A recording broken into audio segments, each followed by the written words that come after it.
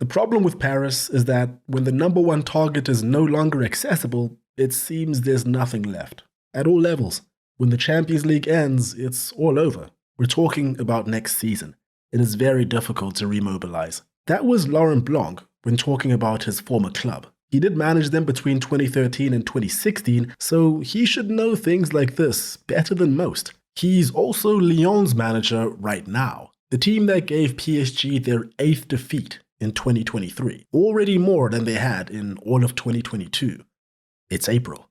Honestly, Paris Saint-Germain makes me question what's real and what isn't far more than any football club has the right to. PSG's image in global football is an extremely polarizing one. A team that clearly knows how to market themselves and have made a huge splash in pop culture, fashion, and the collective hive mind. Collaborations with Jordan, Hugo Boss, Bape, and many more do a good job at proving that. They're also undeniably a hyper-successful club. With 8 Ligue 1 titles in the past 10 years, they're currently tied for the most wins in the history of the French First Division. And pretty soon, they'll be number 1 outright. Sounds pretty good.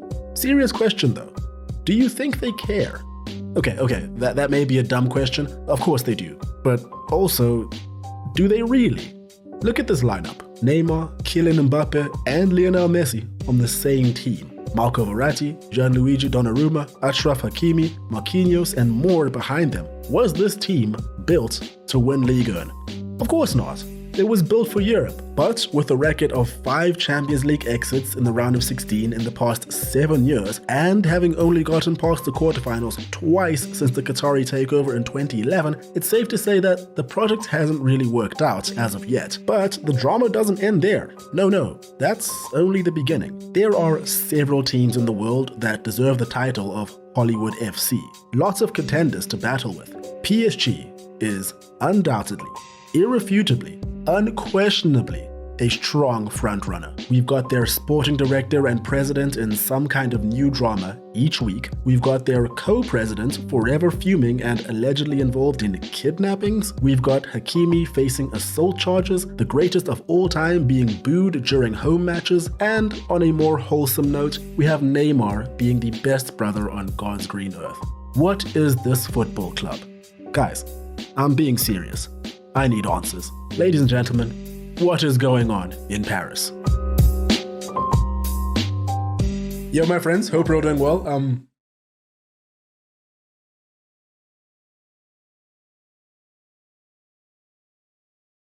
Tinashe, welcome back to the channel. We're going over to France for this one, and oh man, do we have a lot to cover. Before we dive into the inner workings of what's been going on off the pitch for this club, I think it's probably a good idea to start with how they've been performing on it. It's been a confusing, wild ride of emotions at the Parc des Princes this season. Truly a season of two halves. In the first half of the 22-23 season, this club was absolutely flying. A well-oiled machine spearheaded by 3 of the best attacking talents that planet Earth has ever seen. Lionel Messi was sitting on 11 goals and 10 assists in all comps. Neymar was sitting on 15 goals and 12 assists, and Kylian Mbappe was on 20 and 5 respectively. Apart from these 3, the men behind them were doing some serious damage. Sergio Ramos was stringing games together, past his prime but still effective. Achraf Hakimi is just an extremely talented and versatile fullback / wide midfielder, and PSG have almost exclusively played their best football over the last near decade when Marco Verratti is on it.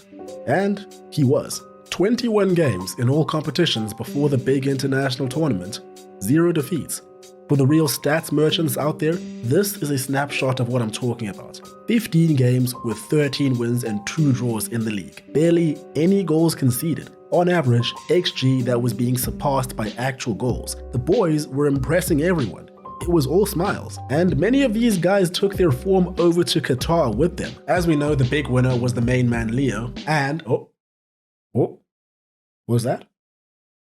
Oh, okay, I'm hearing word that yet another penalty has been awarded to Argentina. Back to France, and 2023 hasn't exactly been the best year for the Parisians, and that's putting it lightly. The staggering reality of this club before and after the World Cup is actually quite hard to fully comprehend. Out of all of the elite teams in Europe, it seems that these guys were truly hit the hardest from the aftermath of the World Cup, physically and mentally. Here's the table we just looked at regarding their performances from the first half of the season. Here is what we're working with in the matches since. A steep decline, to say the least. Less goals scored, double the goals conceded, and almost equal XG and AG, showing that they've been performing just as they should be in front of goal.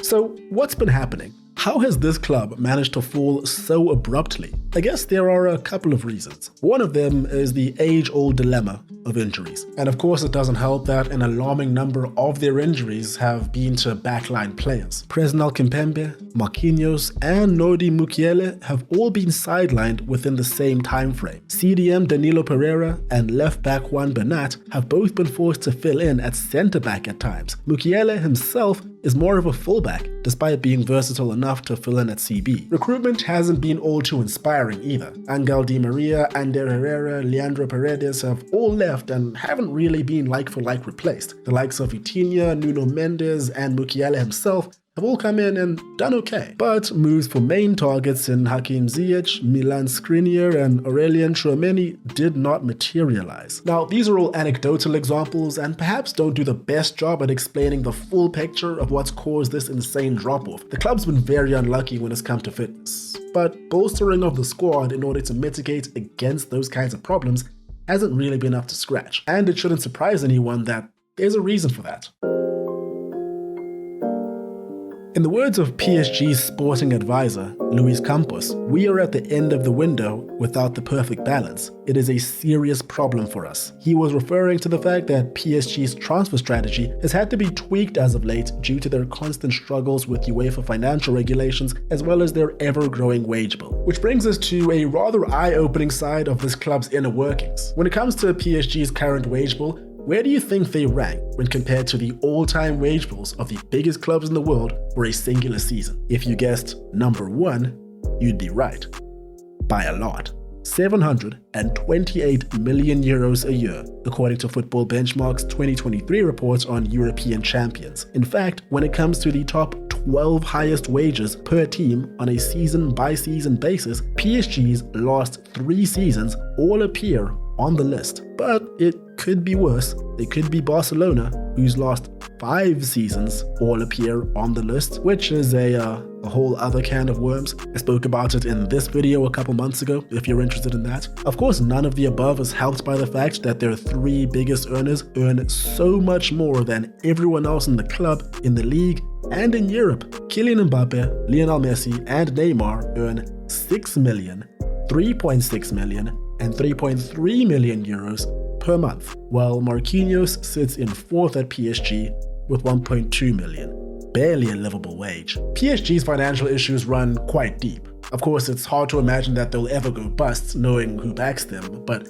on paper, there seem to be problems. The same Football Benchmark report showed that they've experienced a loss after tax of 369 million euros in 21-22, a record for them and by far the most of any of the other European champs for that season. Hard to imagine their wage bill didn't contribute heavily to that. The club has also more or less maxed out the amount of money that they can make from their stadium, which largely limits the extent that can help with increasing revenue, which is why we've seen reports of plans for a new stadium, and as recently as March 2023, plans to buy the French national stadium, the Stade de France. An upgrade and extension to the Parc des Princes has also been tabled, but PSG don't actually own the stadium, it's owned by the Paris City Council. And the owners apparently don't want to plow roughly €500 million worth of upgrades into a stadium that they don't even own, which makes sense. When it comes to the bracket that PSG's in, they're also in a unique predicament when it comes to the elite clubs in Europe due to the fact that they play in France. TV revenue in the country is absolutely dwarfed by the remainder of Europe's top leagues. Currently, the Premier League's broadcasting rights are 3 times that of Ligue 1's, which paints a telling picture when it comes to the different circumstances and spending power that clubs in varying leagues face. Not that this completely solves the clubs in the higher earning leagues' financial problems. You can look to Manchester City for an example of that. However, like Barcelona, that is also a whole other can of worms. And you, yes, you in the back, I can hear you screaming, what about financial fair play? Breaking news, PSG and FFP are very well acquainted. Back in 2014, PSG received a £20 million fine for breaches of financial fair play and were forced to compete in the following Champions League campaign with a squad of only 21 players instead of the usual 25. This was for artificial inflation of sponsorships as well as other forms of malpractice. Man City were popped for the same thing. As recently as last September, PSG were forced to pay €10 million upfront for breaches made between 2018 and 2022, a figure that could rise to €65 million depending on if the club meets certain FAP requirements over the next few years. This club is a very interesting case study, I must say. Moving along, while we're on the subject of contracts, FFP, and accounts, this is probably a good place to transition and talk about the star man in this team, as well as the man that signs off on everything. Kylian Mbappe. The fanfare and scrutiny around this club is no doubt due to the money spent and the players that have walked through their gates over the years, equating to about €1.5 billion since the takeover in 2011. Big money, with the biggest chunks by far being spent on Neymar and Kylian Mbappe, €222 million and €180 million in 2017 and 2018 respectively. Mbappe, as we know, is football's new poster boy. 24 years old, lightning quick, a master technician, a poacher, a creative force, and PSG's top goal scorer of all time with 202 goals and counting. The boy's a star. He's so good. Last summer, when he was seemingly about to join Real Madrid only to turn around and sign a new contract with PSG, most people's initial thoughts were that he was crazy and would probably never win the Champions League with them. The second part could very well turn out to be true, especially if PSG keep going on the way they're going. But the first part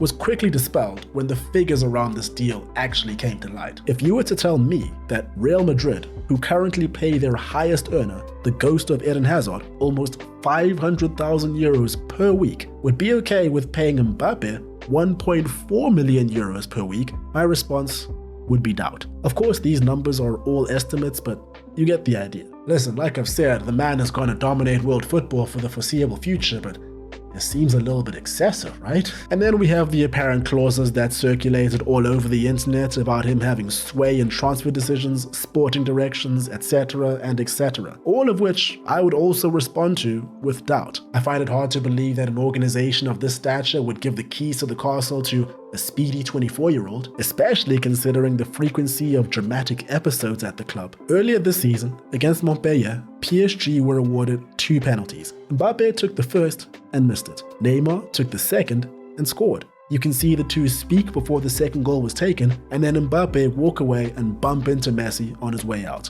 They won 5-2. Later that night, Neymar liked a couple of tweets saying he should be the team's designated spot kicker and not Mbappe, and then the two apparently got into a fight the next day. It sounds like a fan fiction, right? But at the time, major news outlets were all reporting on it as if the world itself was in crisis. It's absurd. And pretty quickly after that, there were seemingly strong reports that he already wanted out of the PSG project only 5 months into his new contract. This was after not liking the fact that he would have to play as a 9 rather than as an inside forward coming off the left. Yo, real talk, this guy must be the most controversial sporting director of all time. But the drama doesn't end there. We now turn to Neymar, everyone's favorite player to hate. He doesn't make things easy for himself, I must admit. Provocation of the opposition, dives, etc. But he is a hard worker and is a fantastic footballer. Nobody can deny that. Something else that we can't deny is his dedication to his sister. Again, he's picked up an injury just in time for her birthday. It's actually pretty impressive. Neymar and Dominic Toretto have a lot in common. You don't turn your back on family. On a serious note, injuries have been a massive problem for him from the very beginning. Since he moved over to the French capital, according to Transfermarkt, he's been injured for 741 days and counting. That's over 2 years. This is his 6th year at PSG. To put it differently, out of the 320 games that PSG has played since he arrived, he's only played 173. He has his lows, but when he plays, he's good more often than he's not. But as we can see, Him actually playing for a consistent stretch is a pretty tall ask. And then we have Lionel Messi. Picture this. You go home to play an international match where you surpass the 100-goal mark for your country. A statue of your likeness holding the World Cup trophy has been unveiled and is set to be placed next to similar statues of Diego Maradona and Pele in the CONMEBOL Stadium. You then head to Paris a couple days later and are greeted by a crowd of people booing you. This was actually taken moments after Messi heard the boos. Calls for his return to Barcelona have been rife, and the flame has been fanned even more with the current situation and the apparent disdain that the PSG faithful have towards the man. As a matter of fact, those calls for him to return to Spain probably form part of the reason for the disdain that these fans seem to have for the man. His contract is up at the end of the season and he's turning 36. Since returning from Qatar, despite scoring 6 goals and making 3 assists in 11 games in the league, there's a feeling that he hasn't brought his A game back with him, which, I'm not gonna lie, is understandable. I'm pretty sure that even if he were still at Barcelona, anything that followed the literal culmination of his life's work would be subpar. The fanfare around these three and the damage that they were supposedly supposed to cause together has proven itself to be overrated. One half season of excellence unfortunately can't be seen as good enough. But maybe they're not to blame. Perhaps the finger should be pointed elsewhere. Christophe Galtier really did have his work cut out for him when he took the PSG job. As all of his predecessors have come to find out, the words boss and manager aren't exactly interchangeable at PSG. I'm reminded of a quote by Unai Emery shortly after his departure from PSG as the manager on his experience with a Neymar-led PSG. I know when I'm the principal person in the group and when I'm not. At PSG, the leader is Neymar. At Manchester City, it's Pep Guardiola. My priority was to make Neymar happy. It didn't matter how. Bear in mind, Mbappe was there, but he wasn't the main man just yet. Now, the needs of the both of them need to somehow be satisfied simultaneously. An impossible task, it seems. Regardless, questions over whether Galtier is the right figure for the job have been prevalent for a very, very long time. Is he really the principal person? A rather remarkable scene took place earlier in the season against Lille. The team were trailing by 2-3 after relinquishing a 2-goal lead and clearly needed a bit of a kick in the ass to get things going. Luis Campos, the sporting advisor, not the manager, not even the sporting director, the sporting advisor, ran up into the technical area and began to scream instructions. Thankfully, PSG went on to win the match, but at the time that this happened, it made major headlines. And rightly so. This doesn't happen every day, after all. Many were left with the same question after it all went down. Isn't that the manager's job? This guy is clearly a great coach. 2020-21 Lille can attest to that. But at PSG, whatever this man's saying to his team, it's not working. They're not listening. Against Lyon, they were as sloppy and disjointed as ever. It was 1-0, but they could have lost by a much, much larger margin. Their Champions League exit was a particularly scathing indictment on his reign. A limp two-legged performance against Bayern Munich that saw PSG lose both matches and succumb to a 3-0 aggregate score. Galtier alluded to the fact that his team is mostly on crutches and that explains the defeat more than anything else. There is truth to that. To compare the two sides, while PSG struggled with fitness and shoehorning players into positions, Bayern had Serge Gnabry, Leroy Sané, Sadio Mane, and João Cancelo coming off the bench. But at the end of the day, they were just beaten by a stronger, more organized, better run football club. And unfortunately, with all the managers that are available this summer, it's hard to imagine that Galtier will be in a job in Paris next season. And then we have Nasser Al-Khelaifi, the president. This dude must have been over the moon when he watched the World Cup from the comfort of his own home nation, looking on as 2 of his players lit the final on fire. 2023 will be our most successful year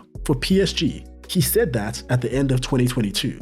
PSG went on to lose their very first game of the year on New Year's Day. Fast forward to now, and rumor has it he's pulled this face so often he can't undo it. It's stuck. How much of this entire charade is his fault? Well, it's quite hard to tell really, but at the same time, he does stand at the top of the pile. at least from a public, front-facing perspective. Ultimately, it does all come back to him, I guess, because it's hard for us to direct our opinions at those who choose to not make themselves public figures. And perhaps not being such a public figure is a good thing, especially when it comes to controversy. This guy has been involved in so much alleged corruption that it's actually impressive. From alleged bribery of high-ranking World Cup rights holders for his broadcasting network beIN Sports, to alleged involvement in the obstructing of the bidding process for the IAAF Athletics World Championship in 2017 and 2019, it was held in Qatar in 2019 by the way, to of course being at the center of PSG's constant struggles with FFP. In 2022, after being knocked out of the UCL by Madrid, dude was accused of threatening violence against referee officials as well as Real Madrid employees. And then, towards the end of last year, the guy was implicated in an alleged kidnapping and torturing of a man who was said to be in possession of documents that would prove corruption in the awarding of the Qatar World Cup, as well as beIN Sports being the preferred rights holders for the 2026 and 2030 editions. Take note of the word alleged. Almost all of these accusations and charges haven't been proven or led to any actions being taken. In the very same week that the allegations of kidnapping resurfaced, allegations of assault surrounded Achraf Hakimi, who I'm pretty sure had quite a clean reputation before this came out. When I started writing this video, I was pretty convinced it was just going to be like a 10-minute recap on the ridiculousness that is PSG season, but the deeper I went, the more I got into it, the more I realized that the claim I made at the start about them just being in contention for a certain title was a blatant lie. PSG is undoubtedly, taking everything we've covered into consideration, I think we need to take a step back and look at the team as a whole. One of the overarching themes at PSG is that the dressing room has been filled with larger-than-life egos for as long as anyone can remember. Over the last decade and a bit, we've had report after report come out about the lack of leadership behind closed doors. Reports that when players are looked at in ways that they don't like, they take offense. When players don't like what they see on the team sheet, they don't hesitate to undermine authority and go over heads and complain. Of course, we can't really tell the extent of the truth when it comes to all of these things, but what I think is a real problem is the perception that PSG has in world football. The fact that I've gone on and talked about the ridiculousness of this team for however long this video is going to be, and that almost none of it seems far-fetched based on what we've seen happen at this club, is a real problem. Consider what I said earlier about Mbappe's alleged clauses in his contract. Despite the fact that some, maybe all of these clauses are fabrications by the internet,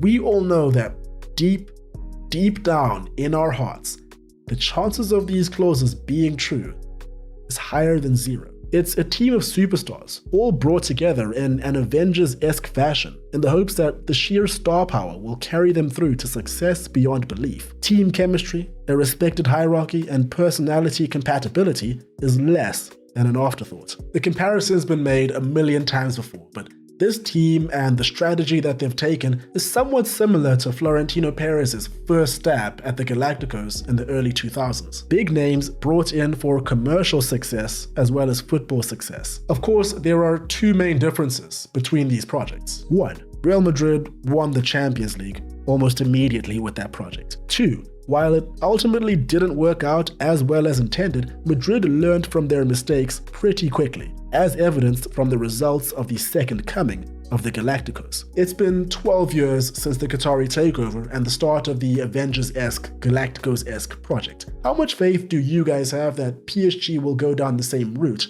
as Madrid? Now, I'm obviously just some random dude on the internet, so it's not like my opinion matters, but I don't know, man.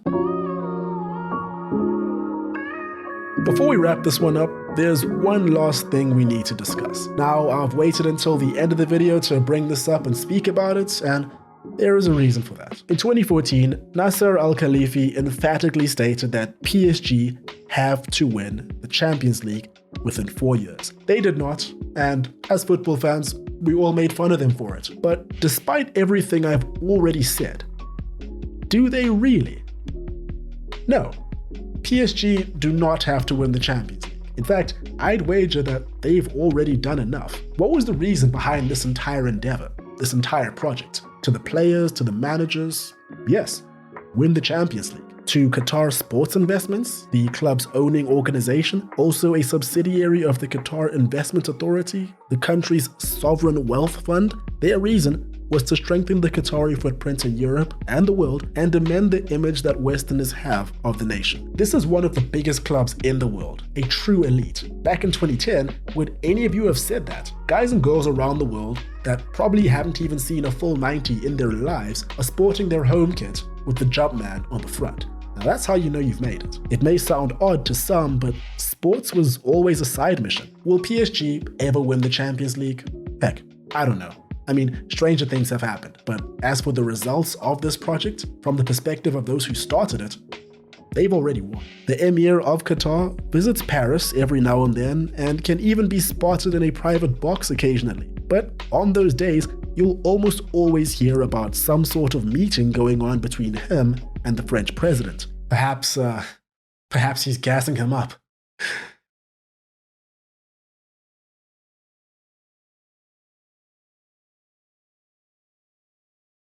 Anyway, this entire video is just to say that this club has so many layers to unpack. I've barely touched the surface, and you can bet your ass I'll be doing more deep dives on them in the future. What I'm really trying to say is, this club is so weird, man. And there we have it, a look into a strange, successful yet unsuccessful club. You can decide. Let me know in the comments below. Feel free to follow all the socials. That's all for me today. Hope you guys enjoyed. Hope you're having a great day. Cheers, and I will catch you in the next one.